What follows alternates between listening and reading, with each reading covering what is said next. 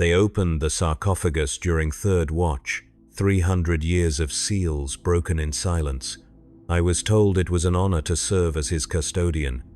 No one explained why the honor came with sedatives measured in liters, or why every apothecary before me had requested transfer within the year. His eyes opened without transition, and the pain I read there had been waiting since before I was born. I stood in the apothecarian vault with my hands still raised from the final gesture, incense smoke coiling around my gauntlets. The reliquary sarcophagus before me had not been opened since the Great Betrayal, its ceramite surface inscribed with purity seals, layered so thick they formed a second skin. Each seal bore the countersignature of an apothecary who had served before me, stretching back through generations of custodians who had tended this burden without ever relieving it. The strike cruiser's engines thrummed through the deck plating, a low vibration that never ceased, and in that constant rumble I recited the final catechism to steady the gene spirits within. The order had come at the close of the third compliance phase of the Pallid Marches, stamped with the Reclusiarch's seal and countersigned by the chapter master himself. Return the asset to service. Those 5 words carried the weight of doctrine and the finality of a sentence already executed. I had prepared for 3 days, fasting according to the old rites, memorizing the litanies that would guard my mind against whatever presence waited inside. The vault around me was sterile and cold, lit by lumens that cast no shadows, and every surface had been scoured with holy oils until the metal gleamed like bone. The sarcophagus lid rose on pneumatic hinges, revealing darkness that seemed to resist the light. I leaned forward, scanning instruments, reading vitals that made no sense, no stable heartbeat, no psychic echo. Yet something inside was undeniably conscious, aware in a way that bypassed every metric I had been trained to trust. The figure within lay in full battle plate, ceramite scarred by weapons that had not been forged in millennia. The armor's color had faded to a gray that seemed to swallow illumination rather than reflect it. I reached in with both hands, activating the sustenance protocols that would begin revival. The flesh beneath my instruments was warm, far warmer than stasis should have allowed. Gene seed markers appeared pristine on my auspex, impossibly intact despite the condition of the armor. I noted this in my initial log, hesitated, then recorded it without commentary. Questions were not part of the ritual. Understanding was not required. Only execution of orders mattered. The eyes opened without warning. No flutter, no gradual return to awareness. One moment closed, the next fixed on me with an intensity that made my primary heart stutter. The optics were standard issue, yet something moved behind them that was not captured by any scan. I spoke the words of welcome that protocol demanded, my voice steady through training alone. The figure's lips moved in response, forming words I could not hear through the helm, but the shape of them matched catechisms from the earliest days of the chapter. I withdrew, sealing my log with the chapter's cipher and transmitting it through secured channels to the Reclusiarch's staff. Within minutes, confirmation returned. The asset was cleared for integration into active rosters, with a single addendum. Designated custodial oversight remained my responsibility until further notice. No rotation, no relief. I read the order twice, searching for ambiguity that was not there, then acknowledged receipt. The cursed marine rose from the sarcophagus without assistance, movements precise despite centuries of stillness. I had prepared a regimen of muscle stimulation and circulatory restoration, procedures that would ease a brother back into function over weeks. None of it was necessary. He stood at full attention, armor seals checking green across every system, and when I ran diagnostics, I found performance metrics that exceeded standard parameters. The contradiction sat in my mind like a stone in still water, creating ripples I could not prevent. We walked together from the vault to the apothecarian's main chamber, passing servitors who turned their faces away as we approached.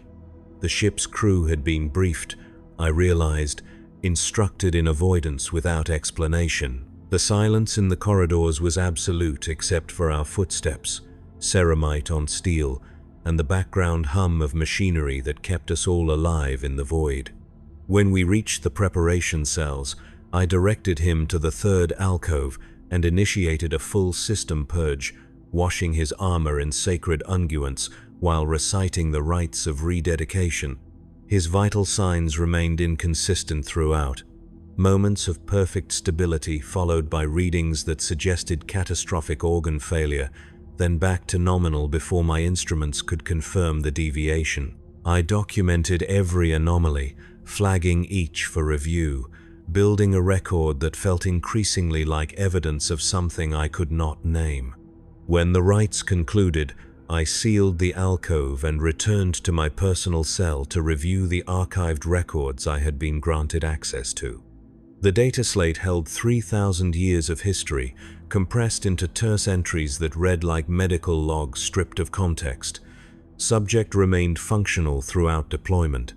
Sustained damage incompatible with survival yet continued mission execution. Psychological evaluation deferred pending operational necessity. Entry after entry, century after century, describing a pattern that had been carefully maintained rather than resolved. Previous apothecaries had noted the same contradictions I observed, recorded the same impossibilities, and reached conclusions that had been redacted from the files I could access. The only constant was a single designation that appeared across all records, marked for preservation, not recovery, not cure, preservation. The distinction settled into my awareness with the weight of doctrine I had not been taught but was expected to understand. I closed the data slate and knelt before the small shrine in my cell, speaking prayers that had steadied me through decades of service. The Emperor protects those who serve. Suffering refines the faithful. Pain is the coin we pay for righteousness.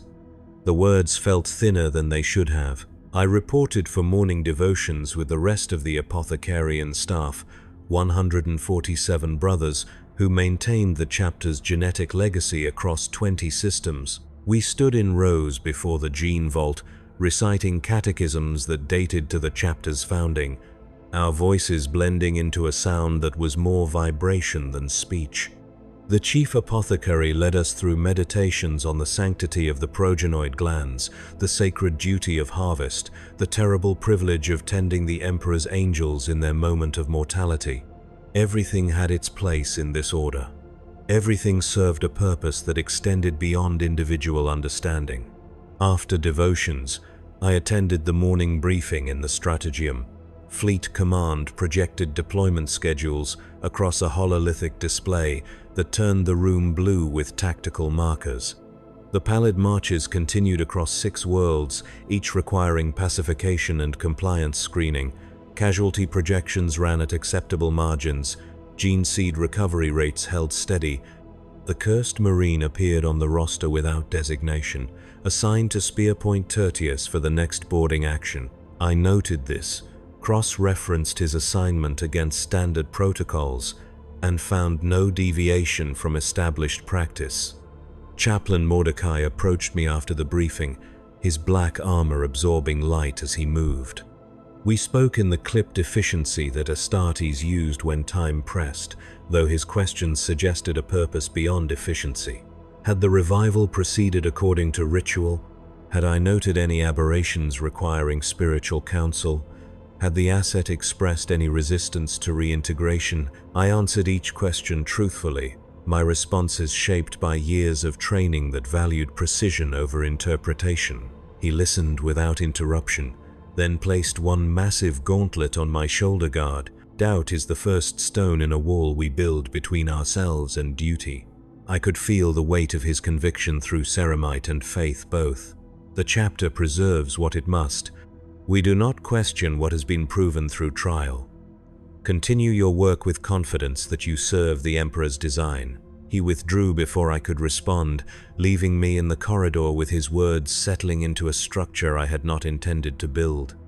I returned to the apothecarian to begin pre-deployment preparations. The cursed Marine stood in his alcove, motionless in the way only Astartes could achieve, a stillness that suggested machinery more than biology. I ran the standard battery of tests, recording responses that aligned perfectly with textbook parameters while simultaneously registering anomalies my instruments struggled to categorize. His secondary heart showed function in reversed intervals. His osmodular density fluctuated between readings. His Laraman cells appeared to activate before injury occurred, as if anticipating damage that had not yet manifested. I documented everything, building a record that felt both comprehensive and incomplete. The pattern eluded me, visible only in peripheral awareness, dissolving when I focused directly on any single detail.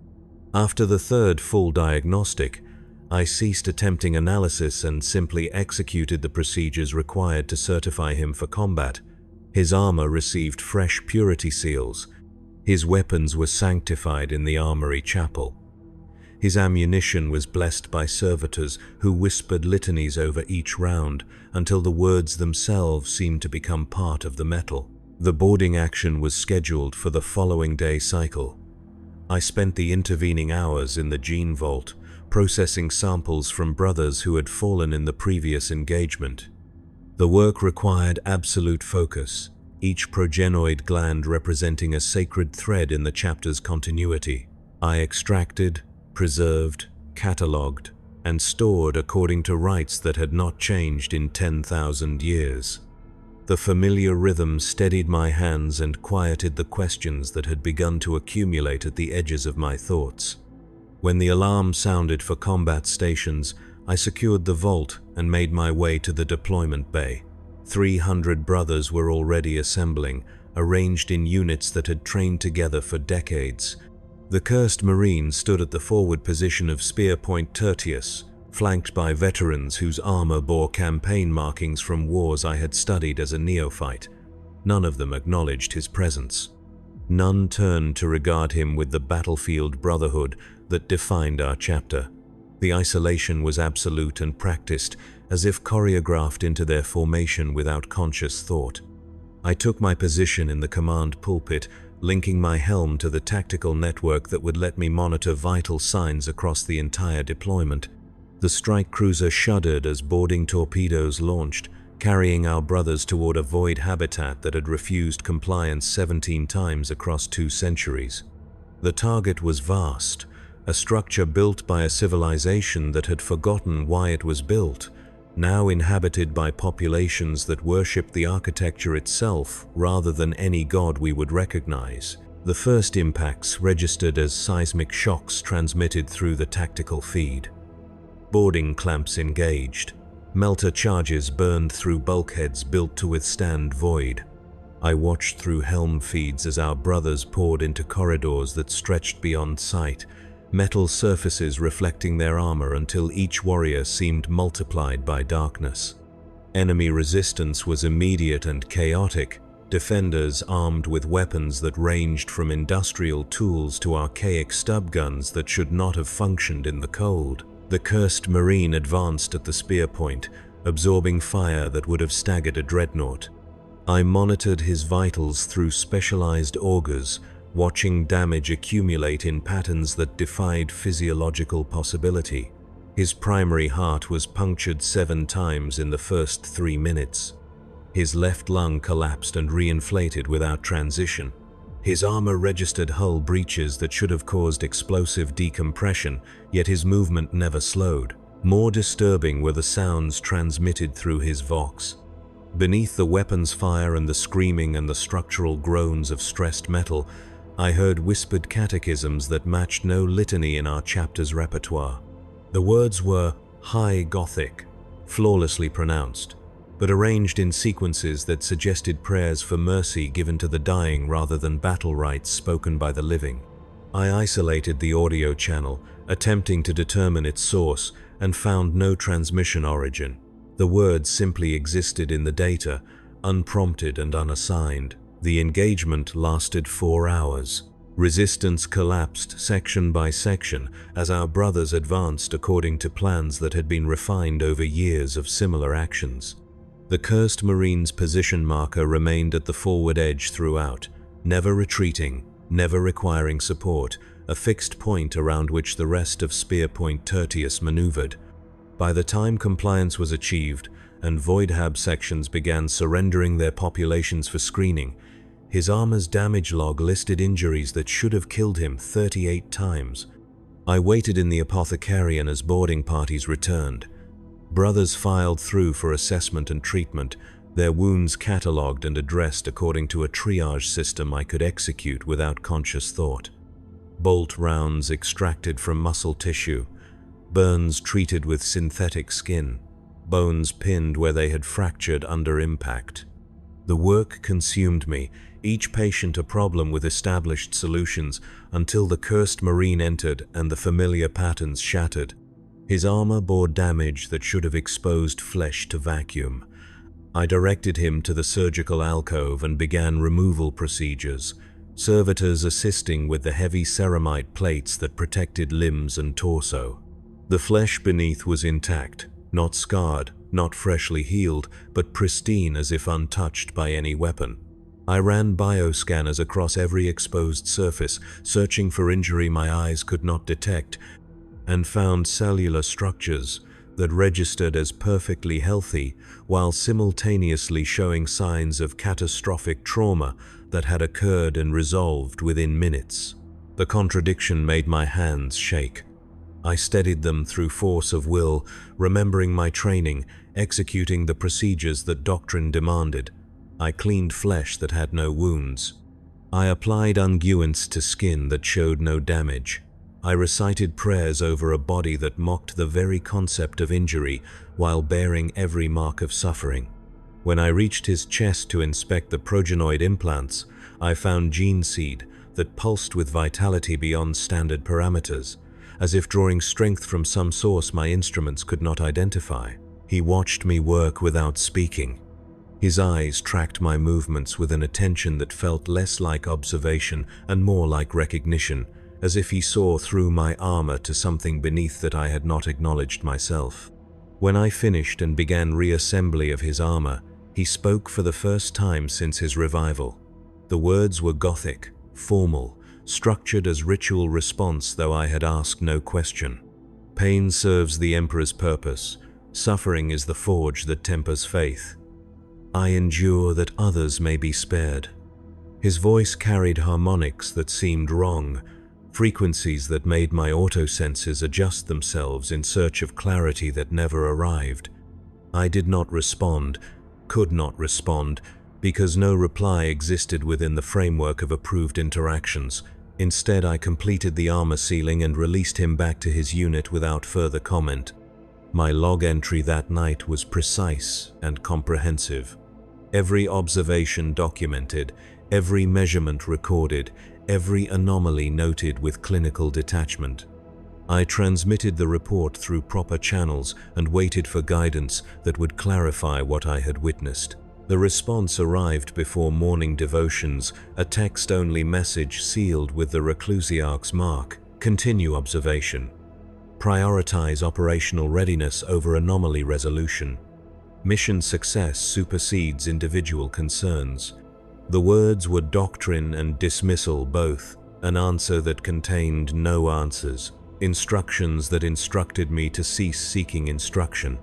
I read the message 3 times, searching for nuance that was not there, then filed it with the rest of my sealed correspondence and prepared for another day cycle of service.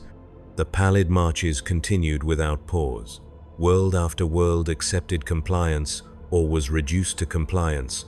Populations screened and sorted, infrastructure catalogued and either preserved or destroyed.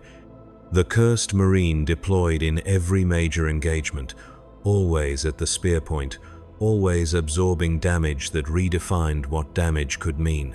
I monitored him from the apothecarian, watching through feeds that showed a warrior who could not be stopped and could not be killed, whose suffering had become the mechanism of his survival. 3 weeks into the campaign, a sealed addendum arrived in my personal data slate.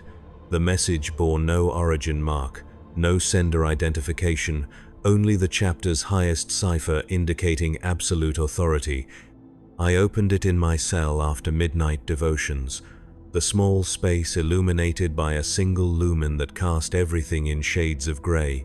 Omit from official logs all observations regarding subjects' physiological resilience beyond standard Astartes parameters. Maintain operational data only. Contextual commentary is prohibited. This directive supersedes previous instructions. Compliance is mandatory. The addendum concluded with a code string I recognized as a binding order, one that could not be questioned or appealed without formal challenge to chapter command. I sat in the silence of my cell, holding the data slate while understanding settled into me like cold. The curse was known. The anomalies were expected. My documentation served not to reveal but to maintain, creating records that would show continuity of observation without ever naming what was observed. I was not being asked to ignore what I saw. I was being instructed to see differently, to filter experience through a lens that removed meaning while preserving data. The choice was simple because there was no choice. Compliance or rejection of duty, obedience or heresy, continuation or ending. I composed a new log entry, stripped of all contextual observation, containing only measurement and timestamp, vital signs nominal, performance exceeds standard parameters, recommend continued deployment. I transmitted it through approved channels and watched the acknowledgement return within seconds, confirmation that I had learned what I was meant to learn. Sleep came poorly that night. I lay in my cell listening to the ship's machinery, the endless cycling of systems that kept us alive while we crossed distances that would kill us without their protection. Somewhere in the vessel, the cursed marine stood in his alcove, aware or unaware I could not say, bearing a burden that the chapter had decided was useful rather than unbearable. I wondered if he dreamed.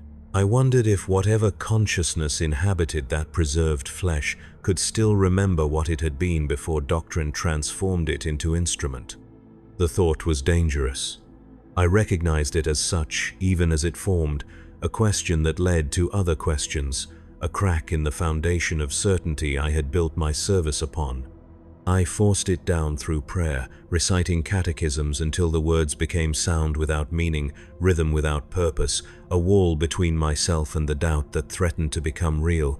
Morning devotions proceeded as they always did.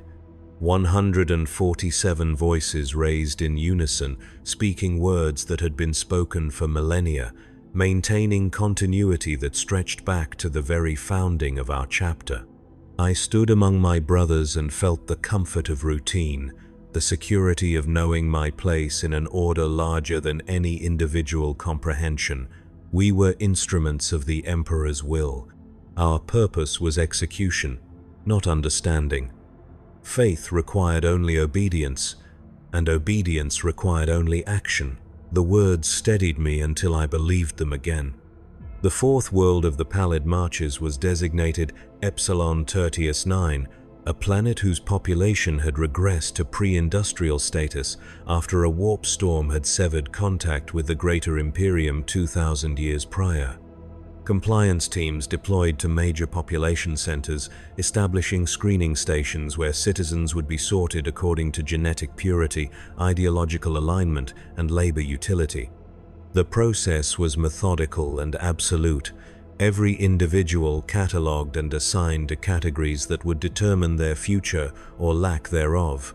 I deployed with Spearpoint Tertius to oversee field medical operations during the primary screening at the capital city. The city was built from stone, structures that had stood for centuries maintained by populations who no longer remembered why they maintained them.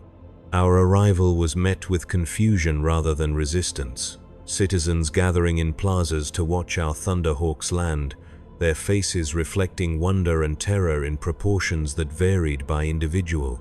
The cursed marine was assigned to containment detail, positioned at the entrance to the primary screening facility to maintain order during processing. He stood motionless in full battle plate, weapons mag-locked to his armor, a figure that represented the Imperium's power without need for demonstration. Citizens filed past him in orderly lines, their eyes averted, their prayers whispered to gods who would not answer now that the Emperor's servants had arrived.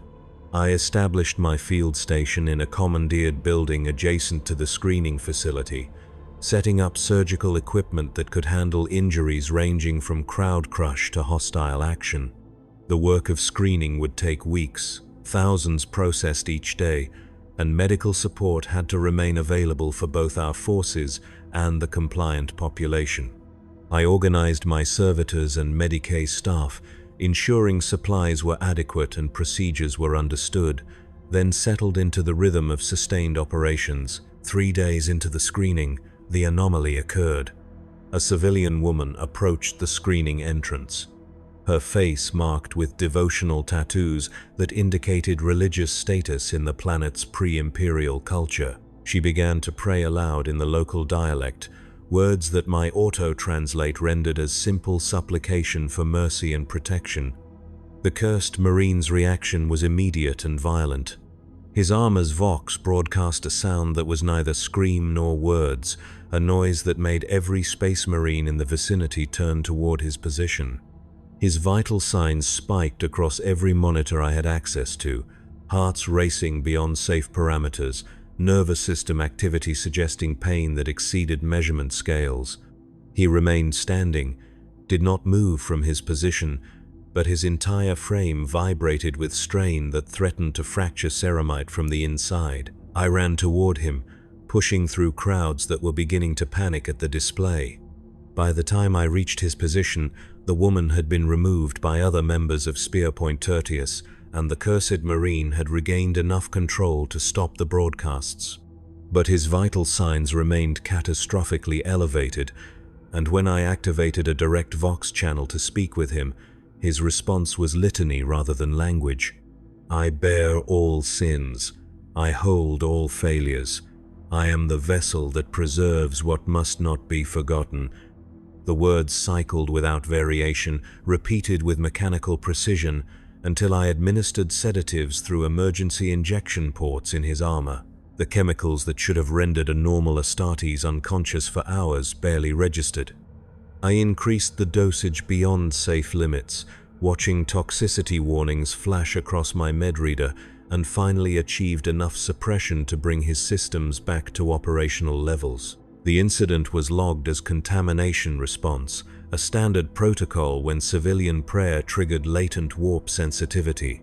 The woman was separated from general screening and processed through enhanced security measures that would determine her ultimate disposition.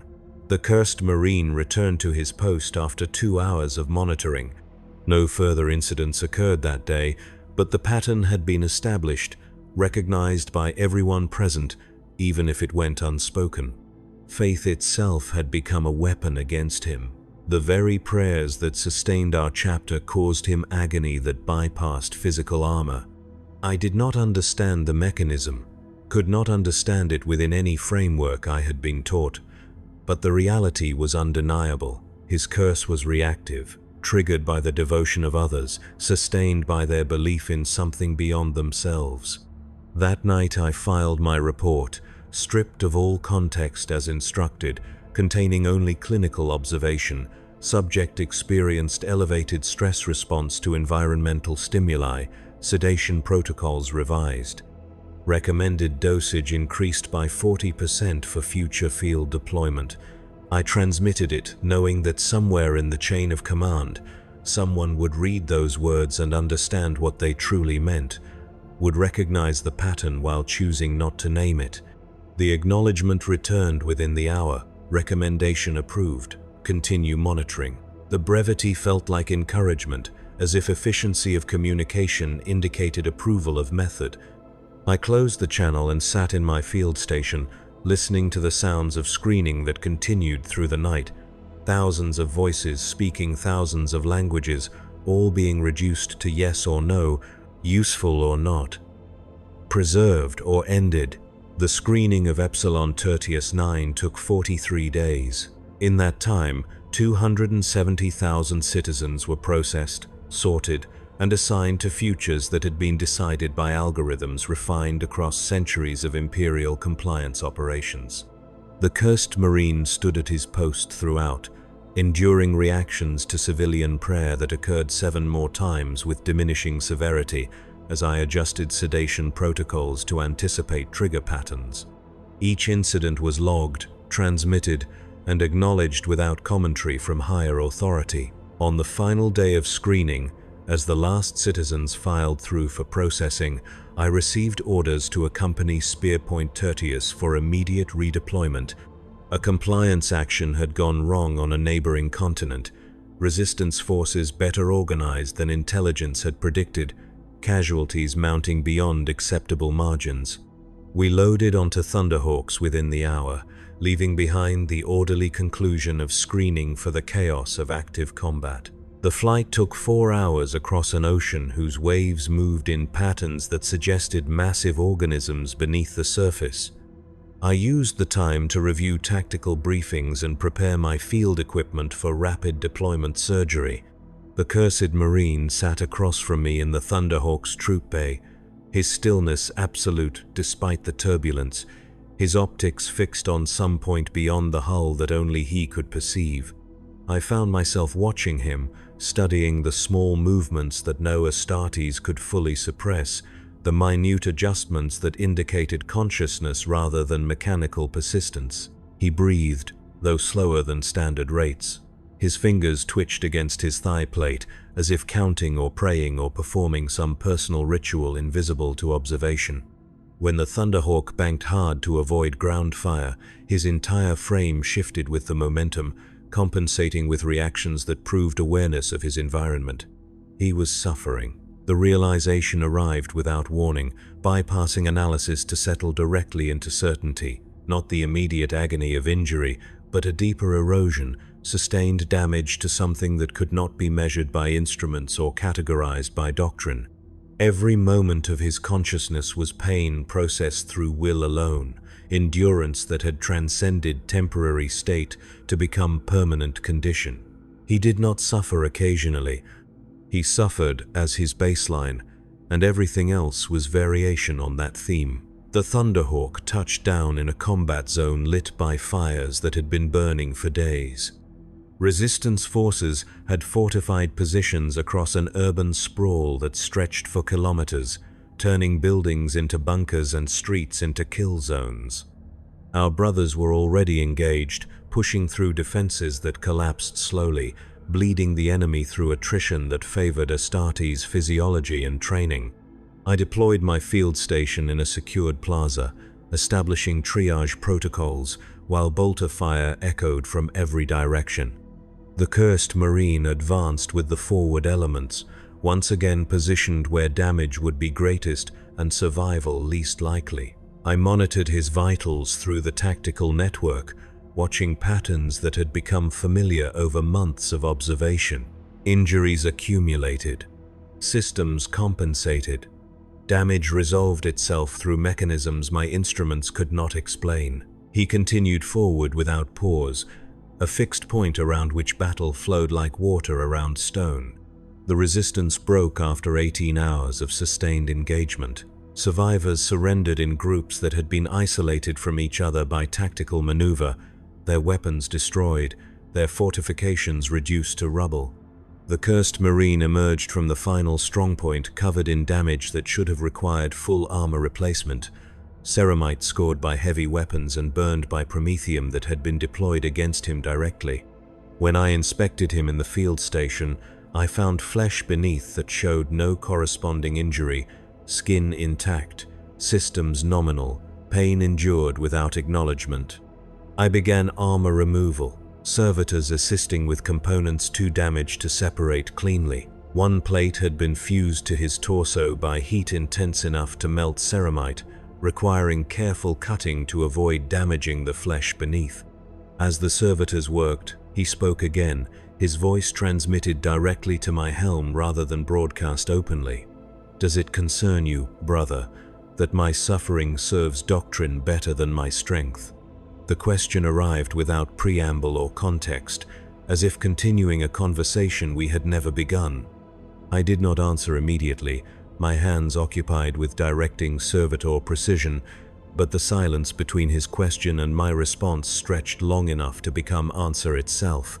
When I finally spoke, my words were careful, shaped by years of training that valued precision over truth. What concerns me is your continuation. What matters is your service. Individual experience is secondary to operational requirements. The response was doctrine condensed to formula, words I had been taught that would have satisfied any superior reviewing the exchange. He made a sound that might have been laughter stripped of all humor. You have learned the correct answers. That is good. Correct answers are what preserve us when questions become dangerous. His words held no accusation, only observation delivered with the flatness of absolute certainty. The servitors completed their work, exposing his torso to my instruments, and I resumed my assessment without further conversation. The encounter remained with me for days afterward, recurring in quiet moments when my mind was not fully occupied by immediate duties. He had spoken as if we were complicit in something unnamed, as if my documentation and his endurance were parts of a mechanism neither of us controlled but both sustained through choice that had calcified into habit. The thought was dangerous because it was partially true, a recognition of pattern that felt like betrayal of doctrine even as it aligned with every observation I had made. I buried the thought through work. The pallid marches continued without pause, world after world brought into compliance through methods refined across millennia. I tended brothers in the apothecarian, processing injuries that ranged from routine to catastrophic, maintaining the chapter's strength through sacred duty to gene seed and lineage. The work consumed me, filled the hours between deployments with purpose that required no questioning, only execution of learned procedures. But in the quiet moments that could not be fully eliminated, I found myself returning to archived records, reading again the centuries of documentation that described the curse without ever defining it. Previous apothecaries had noted the same patterns, recorded the same impossibilities, reached conclusions that had been redacted but could be inferred from gaps in the text. Every one of them had eventually accepted what I was beginning to understand. The curse was not failure of control but success of preservation. Suffering transformed into strategic asset through doctrine that made pain productive. The mechanism was elegant in its cruelty. A space marine marked by some ancient exposure or oath, his physiology altered by forces that should have destroyed him but instead had locked him into a state of sustained dying that never quite resolved into death. The chapter preserved him not despite his suffering but because of it, recognizing that a warrior who could not die was a warrior who could be deployed without regard for safety margins that constrained normal brothers. His pain became efficiency. His curse became utility. And my role was to maintain that utility through intervention calibrated to sustain rather than relieve, adjusting dosages and rites to keep him functional without ever letting him heal or fall. I was not his physician. I was his warden, holding him at the threshold between service and release, ensuring he remained useful until such time as the chapter decided otherwise. The realization arrived without drama, settling into certainty as undeniable as doctrine. I sat in my cell after midnight devotions, holding my data slate but not reading it, staring at the small shrine on my wall without seeing the icons. The Emperor protects, pain refines. Duty transcends understanding. The words that had steadied me now felt like walls, structures built not to support but to contain, limiting perception to channels that served purpose without enabling comprehension. I wondered if this was how faith ended, not in dramatic rejection or sudden apostasy, but in quiet recognition that the machinery one served was designed to destroy meaning while preserving function. That obedience could continue without belief sustaining it. That service became habit, and habit became the only reality that mattered. The thought frightened me more than any enemy I had faced, more than death or pain or failure. Because if belief was optional, if obedience could persist without it, then what difference remained between the living and the servitors, between conscious choice and programmed response? What made a space marine more than a machine that happened to be made of flesh? I forced the questions down through prayer, reciting catechisms until the words became sound, until thought itself dissolved into rhythm that required no comprehension. The technique worked, as it always had, settling my mind into patterns that precluded doubt. But the effort required was greater than before, the prayer less effective, as if some foundation had been eroded beneath awareness. Morning devotions brought renewed stability. Standing among my brothers, voices joined in recitation that had been performed for millennia. I felt the comfort of continuity. We were instruments of the Emperor's will. Our purpose was beyond individual understanding. Faith required only obedience, and obedience required only action repeated until it became identity. The familiar rhythms steadied me until I believed them again. The campaign year reached its 7th month, and with it came the administrative burden of quarterly assessments. Every brother in the chapter required evaluation, genetic markers compared against baseline parameters, performance reviewed for signs of degradation or enhancement. The work consumed weeks, processing thousands of samples through equipment that had been blessed and maintained since the chapter's founding. I conducted the Cursed Marine's assessment on a night cycle when the apothecarian was otherwise empty, believing privacy would ease procedures that had become increasingly difficult to execute under observation. He stood in the diagnostic alcove, armor removed, flesh exposed to scanners that recorded measurements I would struggle to transcribe into standard formats. Every system registered as both pristine and catastrophically damaged, quantum superposition of health and injury that should not have been biologically possible. I worked in silence, collecting samples according to ritual that required no spoken words. Blood drawn from veins that ran too hot, tissue scraped from surfaces that regenerated even as I removed them, gene seed monitored through implants that pulsed with life beyond standard parameters. Each sample went into preservation containers marked with the chapter's seals, destined for archives where they would be stored against need or curiosity that might arise in future generations. When I reached the progenoid glands, I paused. Standard protocol required notation of any abnormalities that might affect gene seed viability in harvest. But the glands before me defied notation, existing in states that made normal categories meaningless. They were healthy and dying simultaneously, functional beyond measure, while showing signs of corruption that should have mandated immediate extraction and destruction. I recorded nominal values. The lie felt necessary, protective not of myself but of something I could not name. If I documented the truth, the cursed marine would be flagged for immediate termination and harvest, his gene seed processed before whatever sustained him could spread to new generations. But the truth was that his gene seed was pristine, purer than most of the brothers I had assessed, as if whatever curse he bore had quarantined itself from the sacred legacy he carried. The assessment concluded without incident. I filed my report through encrypted channels, sending it to the archives, where it would be reviewed by superiors who would notice the gaps I had deliberately created. The acknowledgement returned within hours, countersigned not just by the chief apothecary but by the chapter master himself. Assessment accepted without modification. Subject cleared for continued service. Maintain current protocols. The message was endorsement and warning both, confirmation that my falsification had been recognized and approved, that my role required exactly this kind of protective documentation. I had become complicit not through coercion but through procedural inevitability, each small compromise building to a structure I could no longer distinguish from duty.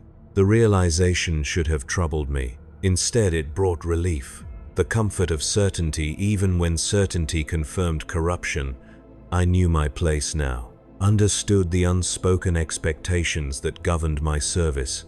The chapter needed the cursed marine operational, needed his suffering sustained, and needed documentation that proved continued attention while never quite revealing what that attention preserved. I could serve that need. The machinery of my conscience had been calibrated to accept it, trained through repetition until compliance felt like righteousness, duty indistinguishable from maintenance of productive agony. The thought that I had lost something important did not arrive because I had already lost the ability to recognize what was missing. The campaign entered its 8th month with a shift in strategic focus. Intelligence reports indicated warp anomalies in the system's outer reaches, reality degradation that suggested chaos presence or imminent incursion. Fleet Command reorganized deployment patterns, pulling forces inward to defensive positions while sending reconnaissance elements to investigate the disturbances. Spearpoint Tertius was assigned to an exploratory mission to an asteroid station that had stopped transmitting, its void sensors detecting movement but unable to classify what moved.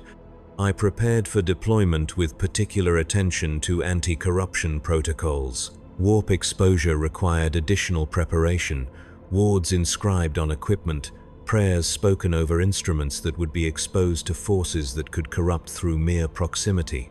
The cursed Marine received special preparation, his armor blessed by chaplains who spent hours reciting litanies over ceramite that already bore more purity seals than bare surface. The approach to the asteroid station took place in absolute silence, our boarding craft running dark to avoid detection by whatever inhabited the structure. Through external pict feeds, I watched the station grow from distant light to massive architecture, a facility that had been built during the dark age of technology and maintained by populations who no longer understood what it was for.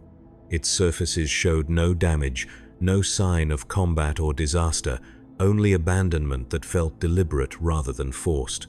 We breached at 3 points simultaneously, Spearpoint Tertius entering through the main docking collar while support elements secured secondary positions.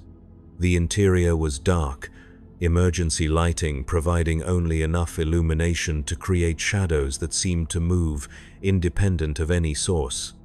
My auto senses compensated, enhancing ambient light to tactical visibility, revealing corridors that stretched beyond sight, metal walls inscribed with warnings in languages dead before the Imperium's founding. The cursed Marine advanced at the forward position, weapons raised but not firing, moving through darkness that pressed against his armor like liquid resistance. I monitored his vitals through the tactical network, noting elevations that suggested stress beyond environmental factors. His heart raced in patterns I had learned to interpret as markers of warp presence, his nervous system responding to stimuli that existed outside normal perception. We found the first bodies 20 minutes into the expedition. Station crew, their corpses arranged in patterns that suggested ritual rather than violence, faces intact and peaceful despite the implications of their positioning. Auspex scans detected no warp contamination, no biological threats, no chemical markers that would explain simultaneous death of 300 individuals. They had simply stopped living, as if something had extracted whatever made them alive without leaving physical evidence of extraction. The cursed Marine made that sound again, the not-quite scream that indicated pain beyond measurement. His vitals spiked catastrophically, and I prepared sedation protocols even as I tried to identify the trigger. There was nothing visible, no obvious stimulus, only the bodies and the darkness and the oppressive silence that seemed to absorb sound rather than simply mark its absence. Then I heard it through his vox. Prayers. Not the whispered catechisms that had marked previous episodes, but full litanies spoken in voices that did not match the dead, prayers to the Emperor delivered with fervor that contradicted the peaceful expressions on corpse faces. The sound existed only in his feed, unprompted transmissions that my instruments could not trace to any source. Whatever presence inhabited this station had recognized him, was speaking through him, using his curse as a conduit for communication that bypassed normal channels. I ordered immediate withdrawal. The authority was not mine to exercise, but the situation demanded intervention that could not wait for proper chain of command. Spearpoint Tertius pulled back in, ordered retreat, maintaining defensive formation as we returned to the boarding craft. The cursed Marine moved last, still broadcasting prayers that were not his own, his vitals indicating strain that should have rendered him unconscious, but somehow continued to permit function. We sealed the breach and disengaged from the station, returning to the strike cruiser while I transmitted emergency reports through every available channel. The station was flagged for inquisitorial investigation, quarantined from further contact until authorities with expertise in warp anomalies could determine appropriate response. Our mission was logged as reconnaissance complete, data gathered sufficient for command decisions, no losses sustained. But something had changed. I saw it in the way chaplains looked at the cursed Marine after our return, their attention sharper, more focused, as if his utility had been recognized at higher levels of authority. I saw it in the sealed orders that arrived within hours of our debriefing, instructions to prepare him for immediate redeployment to similar situations, his curse recognized as detection capability rather than mere burden. The strategic utility was obvious once named. A space marine who reacted to warp presence with measurable agony could serve as early warning system, his suffering calibrated to detect threats that normal instruments missed. His curse had been weaponized, not through technology, but through observation, doctrine adapting to recognize value in what had previously been categorized only as tragedy. I prepared him for the new role according to instructions that were simultaneously detailed and incomplete, procedures that told me what to do without explaining why. Additional monitoring equipment was installed in his armor, sensors that would transmit real-time analysis of his physiological responses to tactical command. His sedation protocols were revised again, adjusted to permit consciousness during levels of pain that should have been incompatible with coherent thought. The preparations took 3 days. In that time, 5 more anomalous locations were identified across the pallid marches, each flagged for investigation by forces equipped with warp-sensitive assets. The cursed Marine would deploy to each one, his suffering serving as instrument of detection, his endurance proving the utility of preserving what should have been mercifully ended. I filed my final modifications to his medical protocols, transmitted them through encrypted channels, and waited for the acknowledgement that would confirm my complicity was now documented beyond any pretense of healing. The response came within the hour, sealed with cipher marks that indicated review at the highest levels of chapter command. Protocols approved. Subject designated strategic asset, priority classification Epsilon. Custodial responsibilities transferred to joint authority, apothecarian, reclusium, librarius. Your continued oversight is required but now operates under combined review. Acknowledge receipt and compliance. I acknowledged. The words were simple, required no thought, only the transmission of agreement that formalized what I had already accepted through months of accumulated compromise.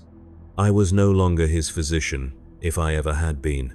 I was a technician maintaining an instrument, adjusting parameters to optimize functionality, my expertise reduced to calibration of sustainable agony. The thought should have felt like damnation. Instead, it felt like clarity, recognition that service had always been this, that healing had always been selective, that the difference between medicine and maintenance was a matter of perspective rather than practice. I served the chapter. The chapter needed the cursed Marine functional. Therefore, my service required his functionality, and functionality required suffering sustained at precise levels that my training was uniquely suited to determine. The logic was perfect because it could not be questioned without questioning everything, and questioning everything was beyond my capacity now. I had been trained too well, conditioned too thoroughly, shaped by decades of service into an instrument that performed its function without requiring belief to sustain operation. The cursed Marine deployed to the first anomalous location 2 days later. I monitored from the apothecarian, watching vitals that confirmed his detection capabilities while confirming his agony. He was successful, identifying warp presence 3 hours before it manifested into physical threat, allowing our forces to establish containment before corruption could spread. The after-action report praised his performance, recommended his deployment to similar situations, suggested expansion of the program to identify other brothers who might be developed into similar assets. I read the report 3 times, noting the language that transformed suffering into strategic advantage, the careful wording that made institutionalization of torture sound like tactical innovation. Somewhere in the chain of command, someone was proud of this development. Somewhere, this was being celebrated as victory. The campaign year reached its 9th month.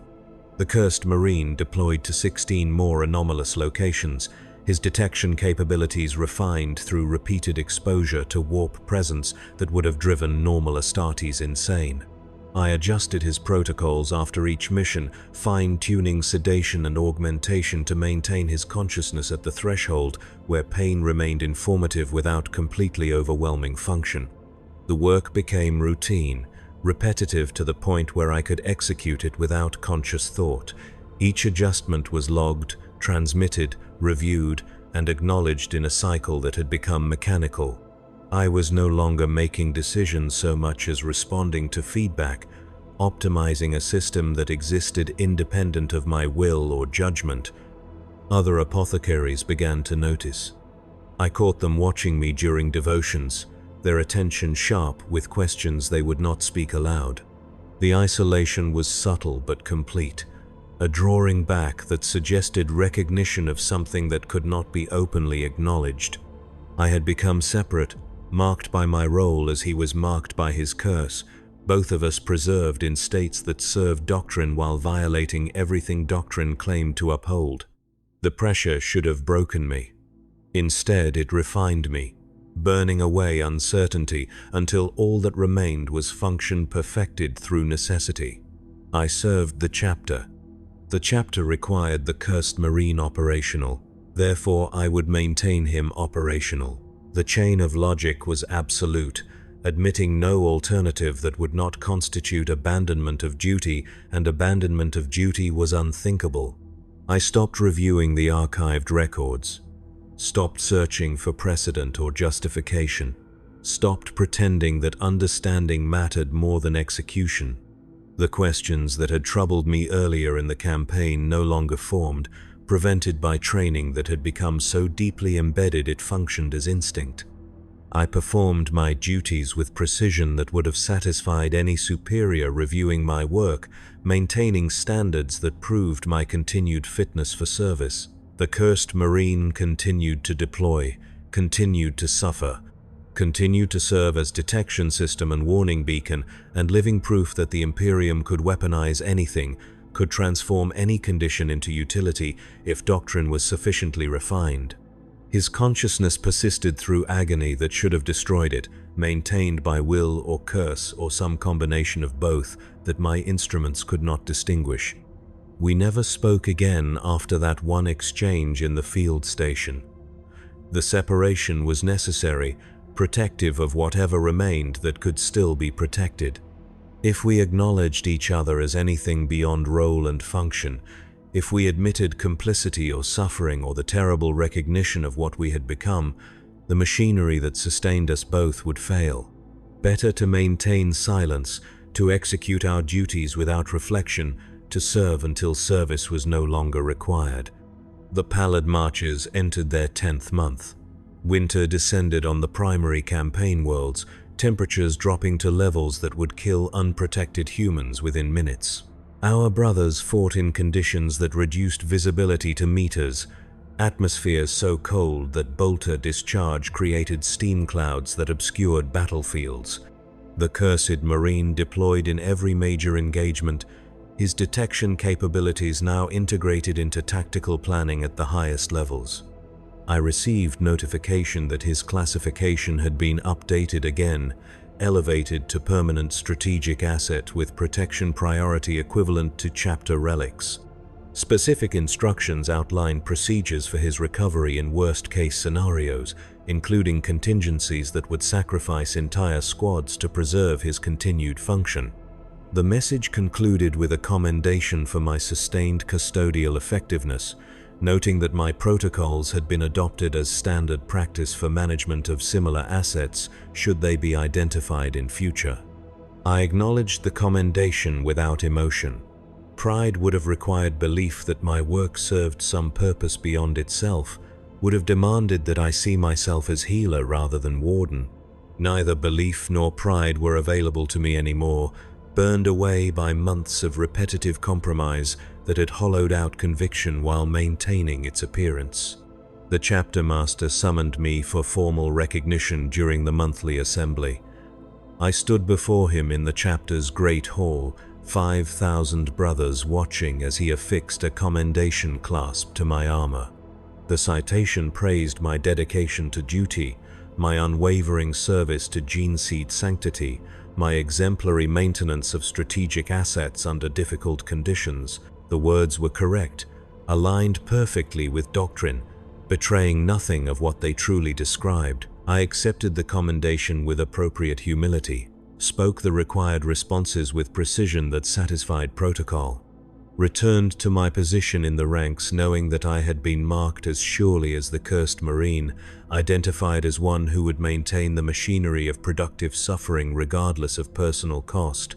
The recognition was warning and endorsement both, confirmation that the chapter understood exactly what I had become and approved completely. That night I knelt before the shrine in my cell, attempting prayer that would not form. The words existed, memorized and familiar, but they would not move from thought to speech. I remained kneeling for hours, waiting for some return of conviction that never arrived, until exhaustion forced me to accept that prayer was now performance, gesture without meaning, ritual that continued because cessation would require explanation I could not provide. I understood in that moment that faith had ended quietly, eroded by accumulated compromise until nothing remained but habit that mimicked belief. I would continue to pray because prayer was expected, would continue to serve because service was my function, would continue to maintain the cursed Marine because that was my role. But the conviction that had once sustained these actions was gone, replaced by machinery so well constructed it no longer required fuel. The realization should have horrified me. Instead, it brought peace, the terrible tranquility of acceptance without hope, acknowledgement that I had become what the Imperium needed me to become, a tool, an instrument, a technician calibrating agony for strategic advantage, performing duties that would have been called sin in any context that permitted such judgment. But judgment required authority I no longer possessed, required belief I no longer held, required self I had sacrificed piece by piece until nothing remained that could stand apart from function to assess what function had become. The campaign entered its 11th month. The cursed Marine deployed 37 times in 30 days, pushed beyond all previous operational parameters by strategic necessity that trumped all concern for preservation. His suffering reached levels that made my sedation protocols increasingly useless, pain so comprehensive it bypassed chemical suppression to exist as fundamental state beneath all other conditions. I monitored his degradation with clinical precision, documenting each decline, noting the point where consciousness should have failed but somehow persisted. His vitals indicated biological impossibility, systems that functioned despite damage that should have rendered them inoperative. He had become a walking contradiction, proof that will alone could sustain what physiology could not. The final deployment of the month sent him to a world where warp rifts had torn reality itself, tears in the fabric of space through which daemons poured in numbers that required Terminator-armored veterans to contain.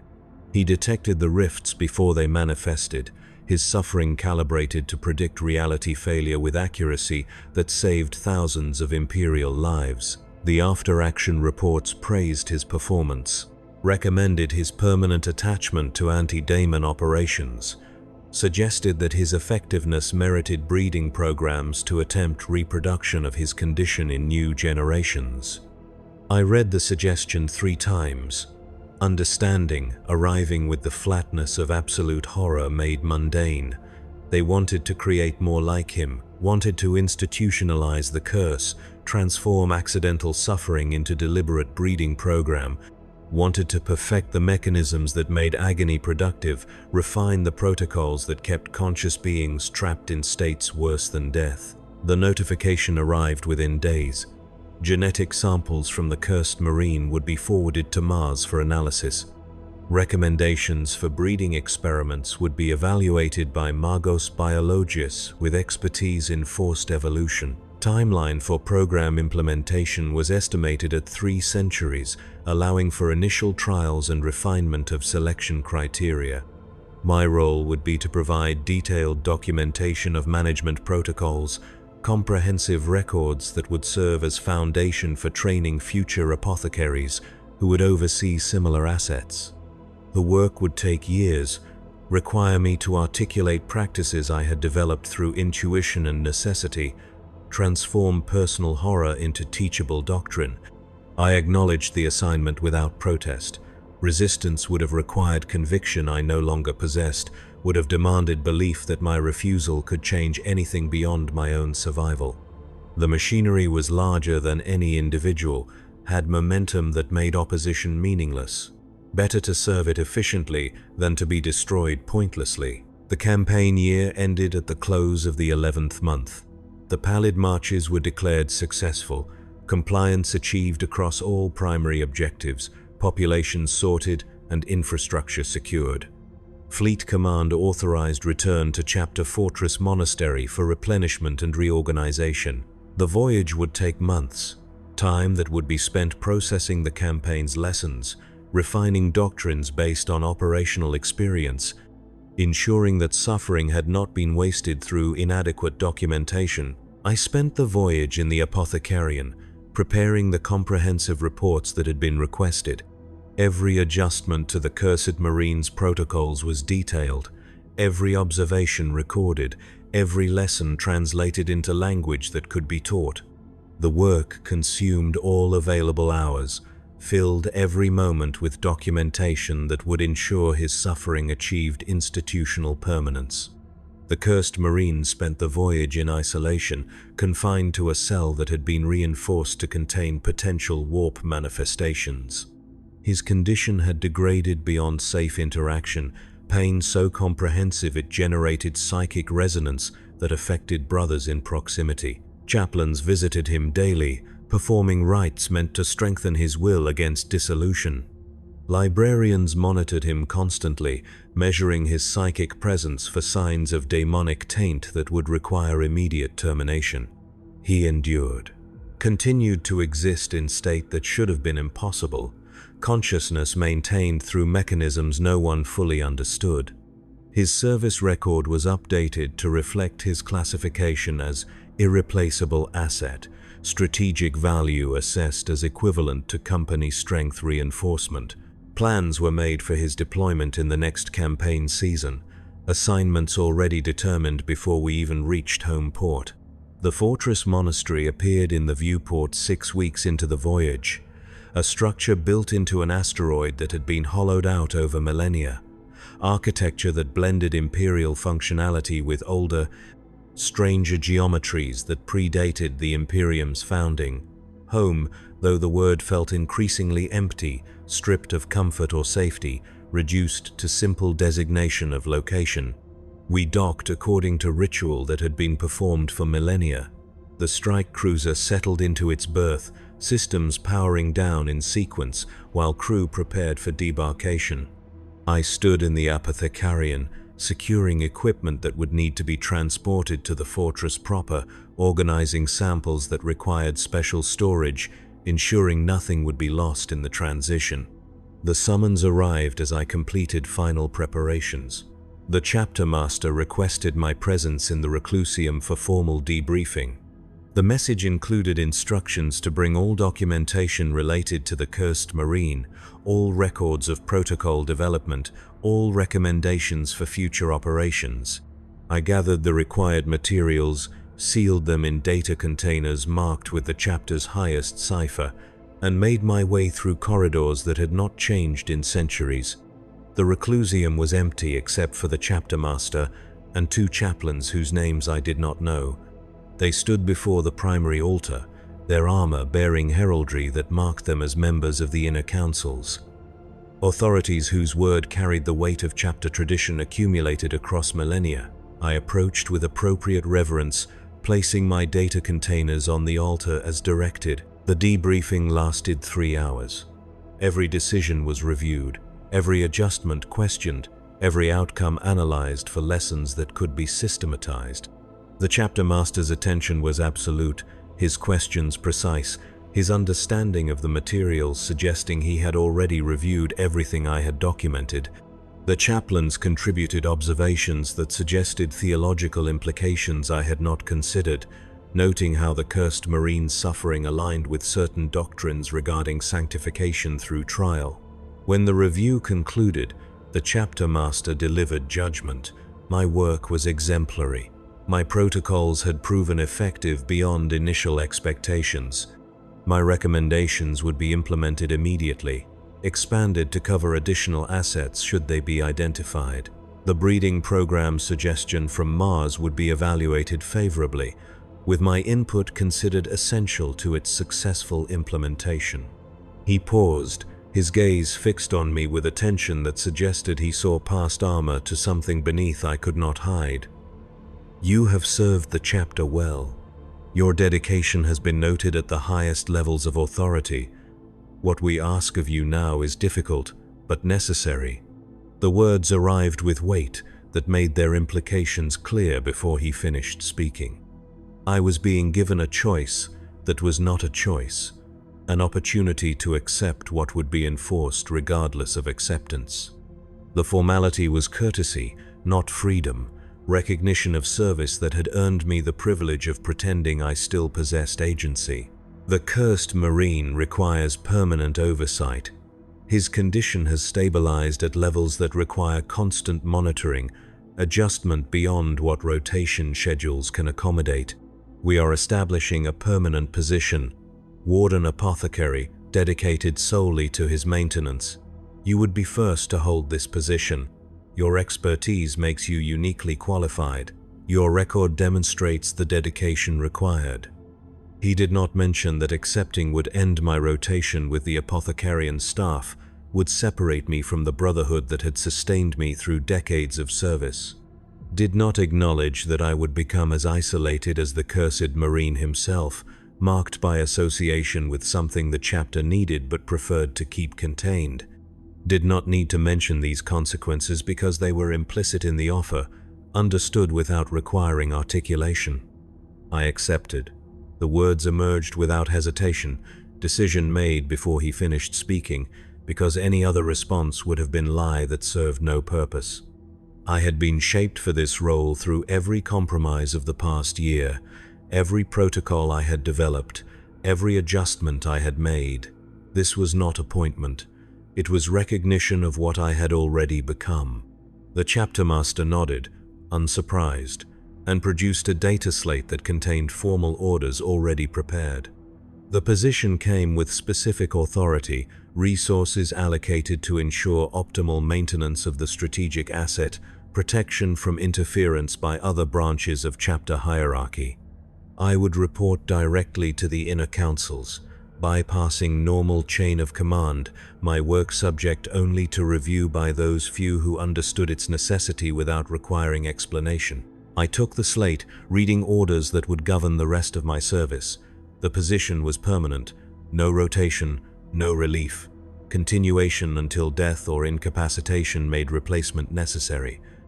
The role was described in language that made it sound essential, critical to chapter operations, vital to preservation of strategic capabilities. All true, though truth did nothing to alter what the position actually meant. Warden, maintainer, technician of productive agony. The last role any apothecary would volunteer for, the assignment given to those who had proven they would execute it without requiring belief to sustain compliance. The debriefing concluded with ritual blessing. The chaplains anointed me with oils that had been blessed across millennia, speaking prayers that should have brought comfort but arrived as hollow ceremony. I accepted the rites with appropriate reverence, knowing the performance was necessary regardless of its emptiness, maintaining appearances that preserved order even when order required maintenance of horror. I left the reclusium carrying my new designation in armor that suddenly felt heavier, responsibility made physical through brass plating that marked my permanent separation from normal service. The corridors of the fortress monastery stretched ahead, familiar and alien simultaneously, home transformed into prison through recognition of what home required me to maintain. The cursed marine was transferred to a dedicated facility deep in the fortress's lower levels. The structure had been built for this purpose, architecture designed around containment and maintenance, systems that would support permanent isolation without allowing escape or relief. I established my residence in adjacent quarters, close enough to respond to any emergency, near enough that proximity became my entire existence. The work began immediately. Daily monitoring, constant adjustment, refinement of protocols that would need to sustain him for decades or centuries, however long the chapter determined his usefulness persisted. The routine consumed every hour, filled every moment with duty that permitted no reflection, maintained consciousness in states of activity that prevented thought beyond immediate necessity. Months passed in cycles that became indistinguishable. Monitor, adjust, document, transmit, acknowledge, repeat. The cursed marine endured, his consciousness maintained at levels that remained painful beyond measurement but functional enough to serve strategic purposes. He never spoke, never questioned, never resisted. Compliance had become his nature as thoroughly as it had become mine, will reduce to persistence without purpose beyond continuation itself. I stopped counting days. Time became meaningful only in relation to duty cycles, intervals between monitoring sessions, periods that measured nothing except sustained function. The fortress above continued its operations, brothers deploying to campaigns that required their service, the chapter maintaining its strength through mechanisms I had once understood as noble.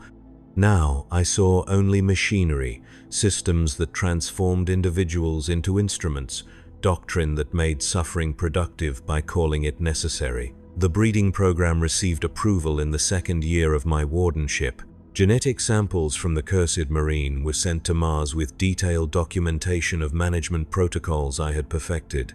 Initial trials would take decades, refinement centuries.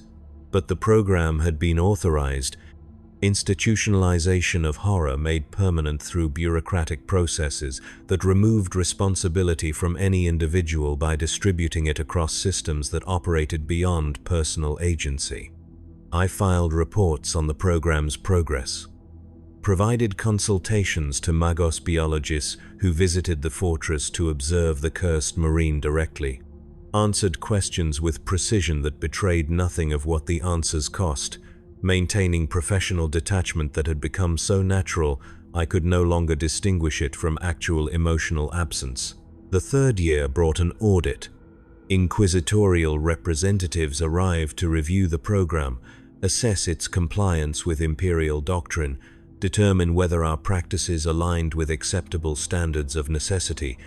I prepared documentation that would satisfy their review, organized evidence that proved efficiency and strategic value, demonstrated through data that suffering was productive rather than gratuitous. The audit lasted 2 weeks. Inquisitors interviewed me repeatedly, their questions sharp, attention focused on identifying deviance that might suggest corruption beyond acceptable parameters. I answered every question truthfully, knowing that truth was my best defense, that horror documented completely was less suspicious than horror hidden or euphemized. The audit concluded with commendation. Our practices were deemed exemplary, worthy of expansion across other chapters, potential model for standardization of asset management protocols. The recommendation would be forwarded to the highest levels of imperial authority, my work potentially influencing doctrine that would shape the Imperium for millennia. The recognition should have meant something, should have brought pride or satisfaction, or at least acknowledgement that my suffering had produced results. Instead, it confirmed what I had known since accepting the position, that I had perfected mechanisms of productive torture, refined them to standards that would be taught and replicated, ensured that what I had become would be replicated across thousands of worlds. The cursed marine continued to endure. Consciousness maintained through agony that never diminished, while sustained by mechanisms I could not identify and no longer tried to understand. He had become the perfect instrument, suffering without complaint, serving without question, existing in state that proved will alone could transcend what biology permitted. I maintained him through procedures that had become muscle memory, adjustments I could execute without conscious thought, protocols so deeply embedded they functioned as reflex. The work required no belief, no conviction, no faith in anything beyond continuation itself. I served because serving was my function. He endured because endurance was his nature. Together we formed a mechanism that the Imperium had decided was necessary, and necessity made all questions irrelevant. Years passed.